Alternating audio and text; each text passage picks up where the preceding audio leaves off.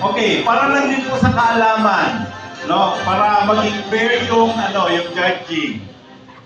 Yung coordinator po ng program ng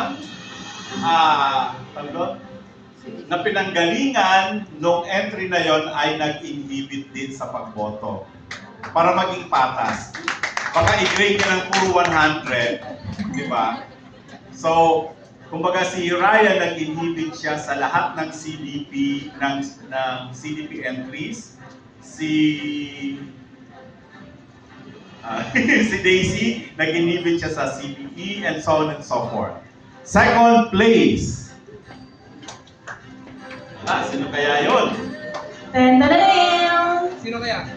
Sino daw po? Concepcion